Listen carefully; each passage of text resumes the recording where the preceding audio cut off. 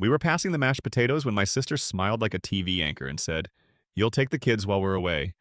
The room kept moving around her silverware, clinked a cartoon blared from the living room, the fake fireplace hummed like nothing shocking had been said. I set my fork down. No. One syllable. It changed the temperature in that dining room. Before sunrise the next morning, suitcases would rattle down my hallway, little fists would knock on my door, and they would find only a note. But I'm getting ahead of myself. I'm Lena. I'm 31. And this is the night I stopped being the family's free plan. I work from home as a forensic bookkeeper. I follow money trails for small firms and freelancers who get tangled in taxes. It sounds boring until a missing comma costs someone 8 grand. My laptop pays my rent and my peace. My family calls it typing. 2 older sisters, 2 very different versions of adulthood. Paige is 38, 2 kids, Noah 11 and Millie 8, plus a husband who wears golf shirts to everything, even funerals. Mara is 35, 1 6-year-old named Theo, married to a man who thinks podcasts make him an expert on law. Mom Ruth collects cookbooks and uses none. Dad Victor believes a real job has a parking pass. I was the hand-me-down kid.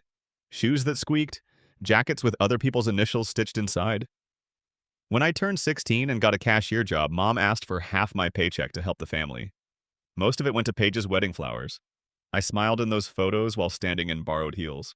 This stuff leaves a mark. You learn to be the flexible one, the convenient one, the person whose calendar belongs to the group. When I moved into a small one-bedroom, the family read it as spare bedroom for children. Weekends blurred into sleepovers on my floor because Aunt Lena's fun and responsible. I am fun. I am responsible. I'm also not a third parent. This year I had a different plan. Not bold, just mine. A winter cabin 2 hours away with my friends Kayla and Jules plus Luis, who calls himself our designated driver and designated truth teller. We booked the place in October. I pushed through extra audits so I could close my laptop for 7 whole days. I bought a real snow jacket, not one of those thin city coats that pretend to be warm. The jacket felt like permission. December 24th, I drove to my parents' house with a bag of gifts and a cheesecake I was proud of.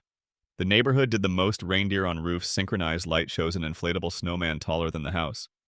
Inside, Mom had 4 kinds of mustard on the counter like it was a tasting flight. Dad had the game on mute, and the volume in his opinions. Paige arrived late with Tom and the kids. Then Mara drifted in with Evan, her husband, not the friend Luis, who I swear was born to be a human lie detector. The cousins exploded into the living room. Someone knocked over a ceramic angel. We pretended not to notice. I waited for a lull to share my plan. A tiny voice in my head kept saying, "Tell them first. Tell them clearly. Use grown-up words, not apologizing ones." Dinner landed. Rolls ham, 2 sweet yams, a salad, no one touched.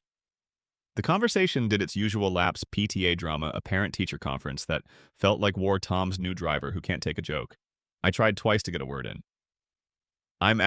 So anyway, Paige cut, guess what? She put her phone face down, which meant that this was serious. We're flying out tomorrow. Maldives. 1 week, all adults. She glanced at me like we were in on a secret together. You'll have the kids. The sentence floated. Everyone smiled like a commercial. Mom clapped. Dad said, finally someone using their vacation days. Tom and Evan toasted with water. The only person not cheering was me. What I asked? Not confused, just clarifying. Paige's eyes were sunny. You said you'd be around. You work from home. It's perfect. I never said that. I never got to say anything. I'm not available, I told her. Calm voice, firm spine. The air changed. Mom stopped breathing with her whole face. Lena, she said, like a warning disguised as a name. Mara tilted her head. Come on, Len. The kids love you. It's 1 week. I have plans, I said. Paid plans. Booked plans. Dad cleared his throat like a gavel. Your sisters have families. This is when you step up. I have a life, I said, and felt my cheeks heat. And a job. Tom laughed into his napkin, typing. Actually, I said I just saved a client $12,000 by finding the error his accountant missed. With typing. Paige's smile thinned. We already bought the tickets. You should have asked before you did that, I said. Mom's eyebrows met. Family asks after. Family assumes support. That sentence explained my whole childhood. I looked at Noah building a dinosaur out of dinner rolls. Millie had cranberry sauce on her forehead like war paint. Theo leaned on my arm without asking. The kids were the reason I usually said yes. They were also the reason I had to say no. No, I said again. The word sat there small and heavy as a stone. Paige planted her elbows on the table. You're going to make us cancel a once-in-a-lifetime trip because you want to sit in your apartment. I'm not sitting in my apartment, I said. I'm leaving at 7 a.m. for a cabin with friends. We paid for it in October. Mara blinked. Why didn't you tell us? I tried, I said. 3 times. You were talking. Dad looked personally offended by my sentence structure. Don't be dramatic. Don't be disrespectful, Mom said over him. We've poured everything into this family. You poured my first real paychecks into flowers, I said before I could filter it. I was 16. Silence. Even the cartoon in the other room scared itself quiet. Paige was the first to pivot. She did the voice she saves for customer service. Look, we're stressed. Flight's at 10. We'll drop them at your place by 6. Pack their tablets. They're easy. They're children, I said softly. Children aren't easy, you know that. Tom pointed his fork. This is selfish. You never have anything going on. This is the first time you've decided to be busy, and it happens to be the worst possible moment. It's the first time I've decided to be busy for me, I said. And your worst moment isn't my emergency. Mom stood. The chair legs scraped like a warning shot. If you walk out on this family tonight, don't expect us to forget it. I am not walking out, I said. I am declining a demand I never agreed to. Mara's jaw quivered. Noah made you an ornament. He wanted you to hang it. Noah peered up hopeful. My heart did a very specific kind of break. I love the ornament, I told him. I love you. This is not about you. Paige pushed her plate away. We can't cancel. That hotel is non-refundable. Kayla's voice flickered in my mind. You don't need anyone's permission to protect your time. Luis's too. If they're shocked at your boundary, that's proof you needed one. I'm leaving, I said. I've said what I'm doing. You've said what you're doing. Those things don't match. That doesn't make me the villain. Dad's mouth made a thin line. It makes you ungrateful. I stood. My hands shook, but my steps were steady. I hugged the kids. I told them I'd see them soon. I told them to listen to their parents. I did not look at Paige when she muttered, "You'll come around." Outside, the wind had teeth. The block sparkled like a postcard. In my car, my phone buzzed in a pile. Mom, Dad, Paige, Mara. The group text that never stops. I drove home in quiet, turned on one lamp, and sat with the word no. It didn't feel cruel. It felt new. I packed my bag. Wool socks, thermals, the jacket that felt like a promise. I set out the gifts I'd bought for the kids to drop off after the trip. Then I wrote the note. Not a manifesto, not a threat, clarity. I taped it to my door at midnight, hands steadier now. I set 3 alarms. I texted Kayla our meetup time. Jules sent a string of snowflake emojis. Luis replied with a thumbs up and, "You got this." Before I slept, I pictured my parents' hallway, the long family photo of us at the beach when I was 10. I'm in the middle, holding both sisters' hands. The caption in Mom's head would say together forever. Mine has changed. Try this together when it's healthy. At dawn, I poured coffee into a travel mug and shouldered my bag. The hallway was cold and bright. Far away, an elevator dinged. Somewhere below me, a car door slammed, then another, then the clatter of suitcase wheels on tile. They were coming. The note waited, and I was finally ready to let paper speak for me. The elevator chimed somewhere below like a countdown. I locked my door, slung my bag, and walked toward the stairwell. Voices bounced off the tile, Paige's bright command voice, Mom's clipped whisper, Millie's sleepy questions. The wheels of a suitcase scraped. My note faced the hallway, taped over the peephole like a tiny billboard. I didn't wait to watch them read it. I took the stairs 2 at a time past the poinsettia someone left on the landing and pushed into the cold. Dawn was pink on the edges. My breath came out in dragon puffs. The lot was quiet except for a delivery truck and a crow complaining about it. I slid into Kayla's hatchback and buckled in. You okay? She asked, eyes flicking to my face and then back to the road. I did it! My hands shook once, then stopped. They're upstairs. Jules twisted around from the passenger seat with a thermos. Sip, doctor's orders. From the back seat, Luis did a little drum roll on his knees. And thus begins the era of boundaries, Lena. He grinned. I've waited for this album. We pulled out as the elevator doors opened on their ground floor. I didn't look. I knew the script. First a cheerful knock, then a louder one. Then Mom's Lena that always ends like a question she expects me to answer yes to. The note would be the first time the hallway spoke back. Kayla merged onto the road. Tell me you put your phone on Do Not Disturb. Already did. I held it up. The screen was dark except for the tiny moon in the corner. I left a note. Clear, mind, firm. What did it say? Jules asked. I recited it from memory. Don't leave the kids with me. I'm not home. I'm away for a week that I planned and paid for. Do not wait in the hall. Do not try to get the concierge to open my door. I will not be answering calls or texts about childcare. I love my nieces and nephew. This is a boundary. L. Luis whistled. 10 out of 10, no loopholes. You think they'll respect it? Kayla asked. I laughed once. No. Right on cue, the watch on my wrist buzzed. Dozens of tiny nudges stacked. Group chat lighting up. Mom calling 3 times in a row to break through the setting. Victor, pick up. Paige, stop being dramatic. Mara, the kids are confused. Tom, seriously, Ruth, we need to talk now. Evan, just call. I stared at the little storm of names and felt the first wave of guilt rise crest and recede. Behind it was something quieter. Self-respect feels weird when you're not used to it. We hustled, we hit the highway. The city slid away. Trees took over bare branches like ink on gray paper. Snow crusted in ditches. Luis opened a bag of pretzels and passed it around. Jules queued up a playlist of throwback songs you forget you know all the words to. Kayla told a story about a client who believed oat milk was a personality trait.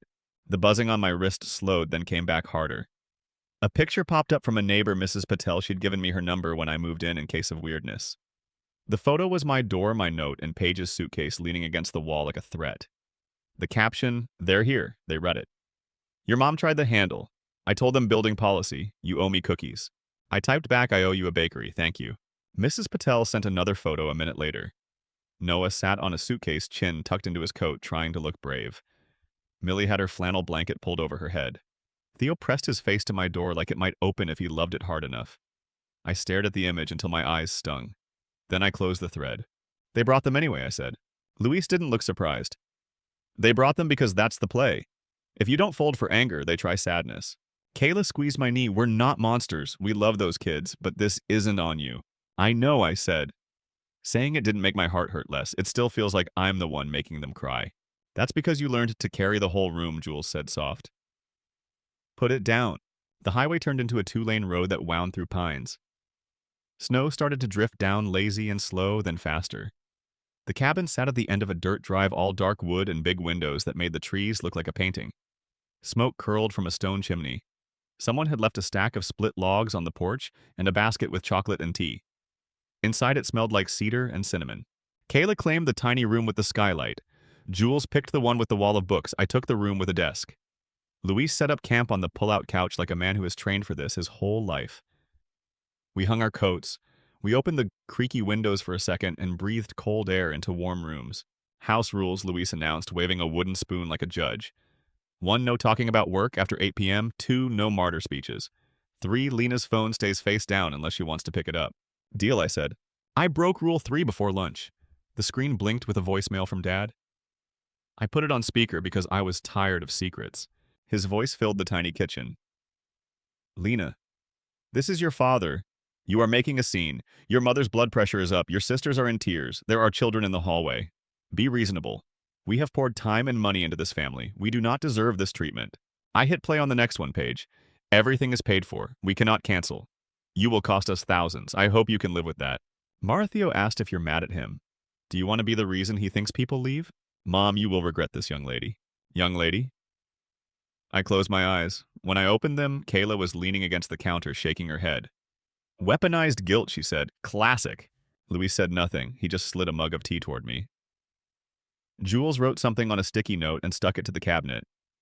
You are not the bad thing that happened to them. You are the person who stopped a bad thing from happening to you. We spent the afternoon in motion. We hiked up a hill behind the cabin and tumbled down like kids, breathless and laughing. We nailed a puzzle in under an hour because Jules is a quiet menace. We chopped vegetables and made a soup that tasted better than it looked. Snow thickened until the world beyond the windows was just white noise. When evening scraped the sky dark, I sat at the desk and wrote an email I should have sent years ago. Subject line boundaries. I addressed it to Mom, Dad, Paige, and Mara. The body? I told you last night that I am not available for childcare this week. I am not changing my answer. Please do not come to my home or wait in the hallway.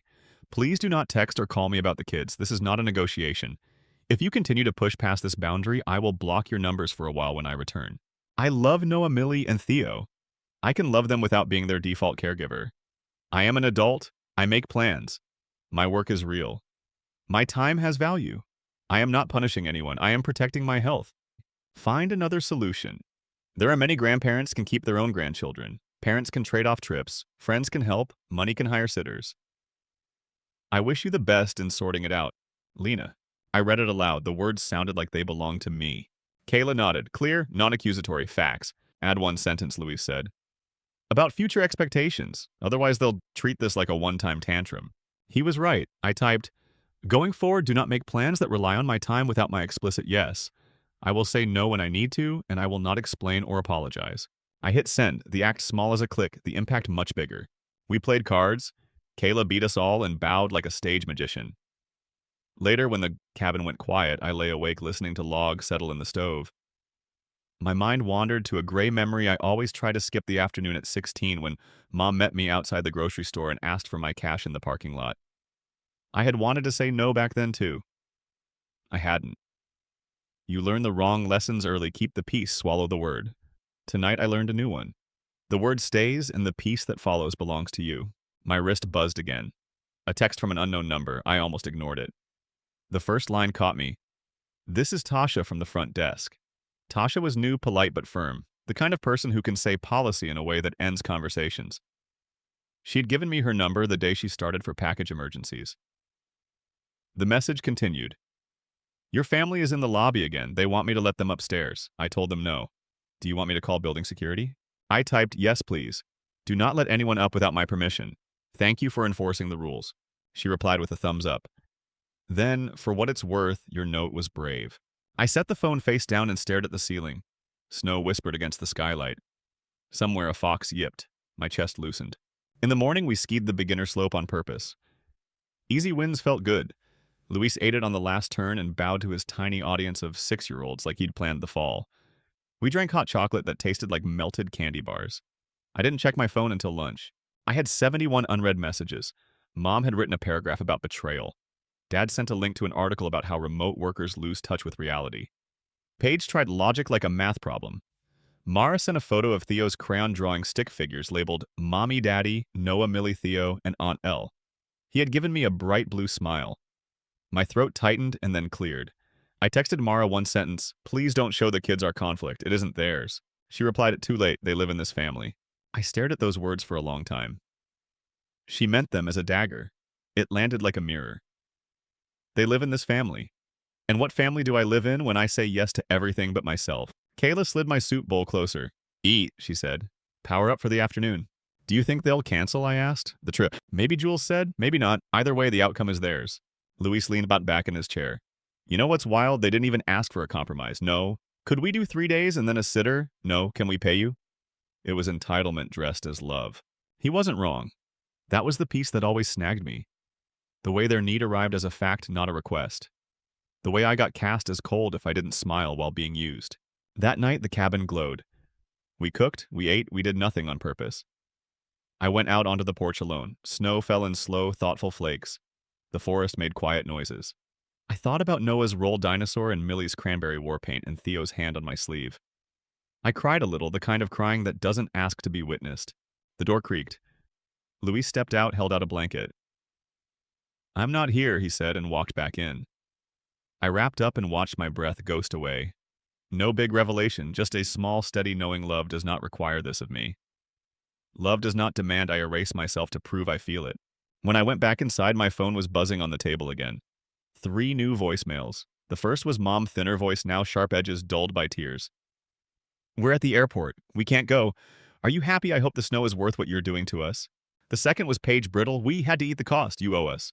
The third made me grip the counter. "Dad, your nephews cried in the lobby because of you." I hit delete on all 3 and turned off the voicemail notification like it was a smoke alarm that kept going off for toast. I typed one text to the family thread. "Stop calling and texting. If you continue, I will block you for a month when I return. Find care for your children that does not involve me." I hit send, and then because I meant it, I blocked them for 7 days. Not forever, not dramatic, just 7 days of quiet my nervous system had never known. On day 2, I woke up without dread. On day 3, I laughed at something dumb and didn't feel a pinch of guilt about it. On day 4, I skied a harder run and didn't fall. On day 5, I opened my laptop for an hour and mapped a new service package that would raise my rates and lower my burnout. On day 6, I slept in and didn't dream about doors. On day 7, the world softened. We packed swept, folded blankets, left the keys in a little dish shaped like a leaf. We took a last picture on the porch, 4 smiling humans in puffed jackets, a small victory in pixels. The drive home felt shorter. The city reassembled around us, lights, noise schedules. As we crossed the bridge, my phone woke up to service and went feral. Messages poured in from random relatives' numbers I didn't recognize and one from an old neighbor I loved. Mrs. Patel again. They came back 3 times. Your dad tried to argue policy with Tasha. I told them to go home. And then I'm proud of you.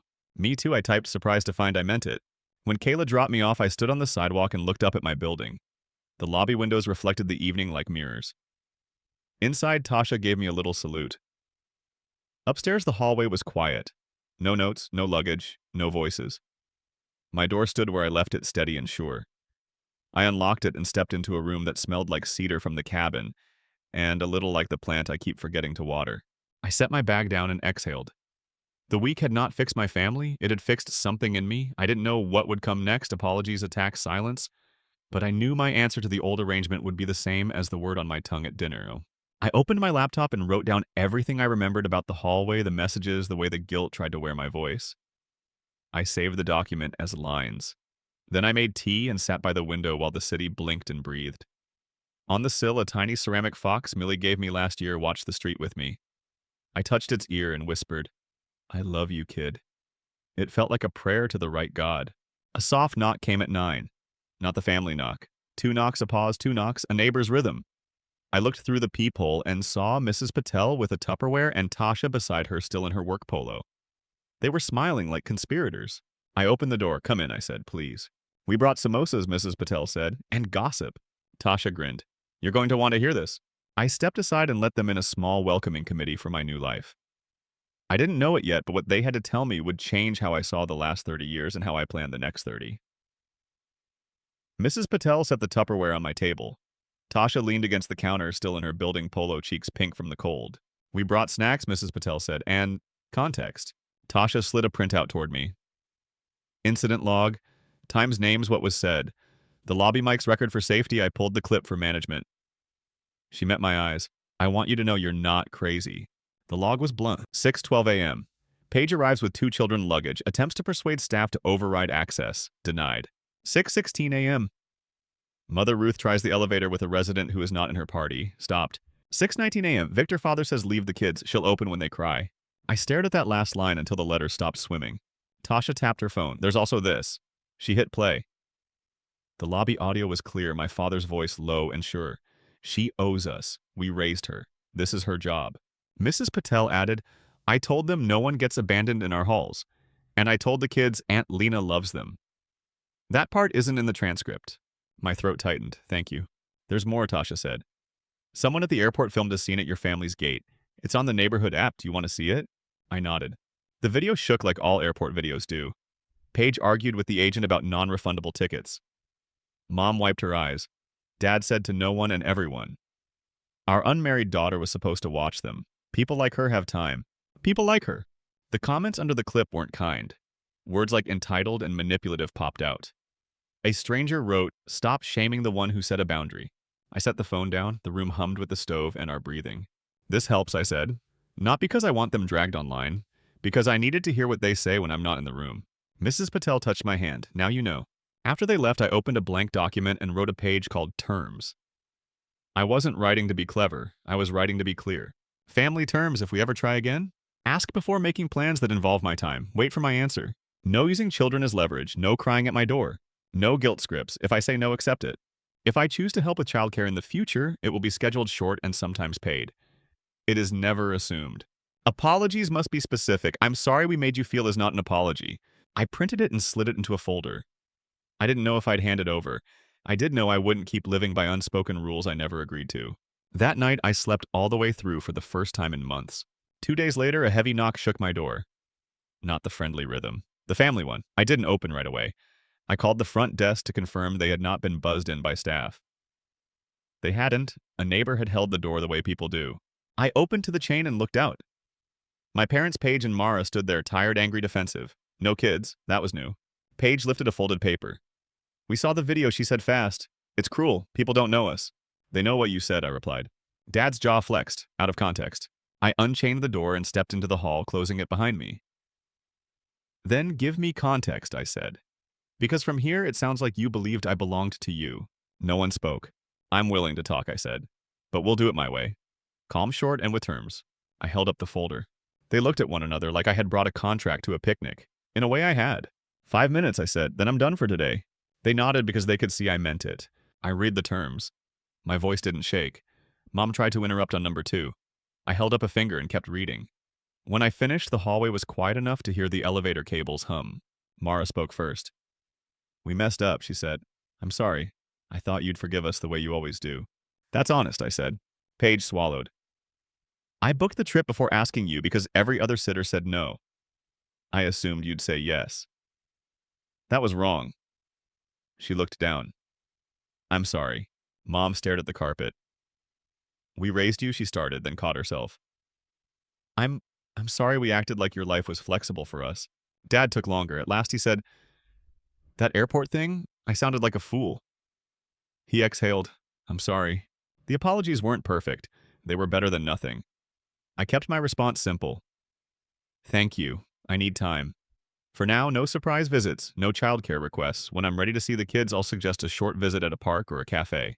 Mom's eyes filled. But Christmas? Not discussing holidays today, I said. 5 minutes are up. I stepped inside and closed the door. I leaned my forehead against it and didn't cry.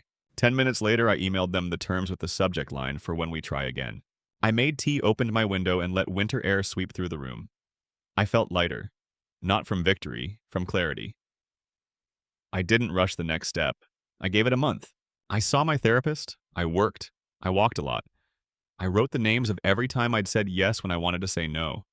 Then I burned the list on my stove grate and watched the paper curl into soft black lace. Paige emailed first. Not a wall of text. 10 sentences. All specific. I'm sorry I said, you'll take the kids instead of asking. I'm sorry I told the children you ruined our trip. I'm sorry I laughed at your work. She finished with, what would safe look like for you? Safe looked like this. We meet in public, 1 hour, no kids the first time. We talk about our own behavior only. We leave if voices rise. We end with one concrete change each of us will make.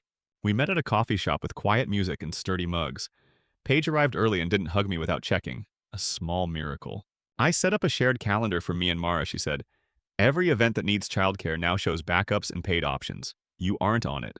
That's a great start, I said. I also told Noah and Millie that adults made a bad plan. I told them you love them. Thank you, I said and meant it. We talked for 50 minutes. No tears, no blame. She didn't ask me to reconsider anything. She asked what I wanted next. Short visits with the kids, I said. Fun ant stuff, not duty. We chose a park for Saturday, 1 hour. Everyone arrived on time. We played tag and ate pretzels. When Theo tried to climb me like a tree and ask sleepover, I knelt and said, not today, buddy. Soon we'll do a movie afternoon. He nodded and raced away. 2 days later, Mara texted a photo of Theo's Lego tower. He says it's Aunt Elle's boundary building. I laughed, then saved the picture. Kids get it faster than adults. Mom was harder. We met at the botanical garden, a place where it's hard to yell because the plants feel like witnesses. She apologized in her way, less precise, more weepy. I asked for one change. When you feel guilty, don't recruit others. No more calls to relatives to punish me for saying no. She winced. I do that? Yes, she nodded. I'll stop. Dad asked to meet at the diner with the bad coffee. He pushed a mug toward me and said, I grew up with rules about who does what. I brought them into our house without thinking. That's on me. It wasn't poetry, but it was a turn. I told him I needed him to shut down jokes about my work. If Tom starts, you stop him. He said he would. We weren't healed. We were drafting a new blueprint. The old house had mold in the beams. This one would have windows that opened and doors that locked from the inside. Tests come disguised as favors. In March, Paige texted paid sitter for Friday canceled. Can you step in 6 to 9 p.m.? We can pay you your rate. She added, if no, no worries. The old reflex stirred. I checked my calendar. I had dinner plans with Kayla and Jules. I typed, I can't tonight. Try Taylor from the list. She replied, on it. Thanks for answering. I sat there almost shaking from how simple that was. A week later, the slip came from Mom. She called during a workday and launched into, your sisters are overwhelmed. You don't know what it's like. When I had you 3, Mom, I said calm, are you asking for something? She paused. No, I'm venting. I'm working, I said. Call me later for a chat, or send a request if you need help. She grumbled, everyone is so formal now. We're clear now, I said, and ended the call kindly. The line showed up in April. Mara texted, could you keep Theo overnight so we can do a last-minute getaway? It'd mean the world. It came with a heart emoji and a photo of Theo in pajamas. I felt the tug. I also saw the trap. Overnights are off the table right now, I replied.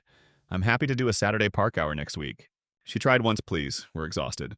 I sent the same answer and set the phone down. 10 minutes later, she wrote, okay. Booking a sitter. Boundary held. Work bloomed. I rolled out a new service package. Clients referred other clients. I hired a junior bookkeeper. I learned to close my laptop at 7. I took a pottery class where my bowls looked like sea creatures and everyone clapped anyway. One evening, Dad texted a screenshot of his group chat with Tom. Tom had made a crack about Lena's little gig. Dad had replied, she runs a business. Knock it off. He sent it with trying. I wrote back, I see it. Thank you. Small steps, visible effort. That's what rebuilding rests on. Summer rolled over the city like warm honey.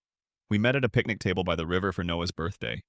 There was a store cake paper, crowns of frisbee, and no plans that involved my apartment or my time beyond the hour we'd agreed on. No one hinted, no one joked. When Theo asked, can we sleep at your house? Paige answered before I could. Not today, buddy. Aunt Elle's house is for visits when she invites us. He shrugged and chased a bubble. Mom handed me a small envelope. Inside was a note. Not a card with printed feelings. Her own handwriting. I didn't know how to have an adult daughter who says no. I'm learning. Thank you for not disappearing. I felt my eyes sting. I squeezed her hand. We ate cake. We told the same old stories, only this time no one needed me to play a role. I left on time, went home to my quiet place, and watered the plant I used to forget. It's thriving now, so am I. I still say yes sometimes. I take the kids to the museum, I learn their jokes, I text them pictures of my lopsided bowls. I also say no without writing a paragraph to justify it. The sky does not fall. The family survives. I'm not the foundation, I'm a person at the table with my own chair, my own plate. If you've been the reliable one, the free plan, the person everyone assumes will catch what they drop. What would your first clear boundary be? Drop it in the comments. Someone who needs your sentence might read it and feel their spine straighten. And if you're on the other side, the one asking, assuming, leaning, try changing one thing this week. Ask. Wait for the answer. Believe it. That's where real family starts again.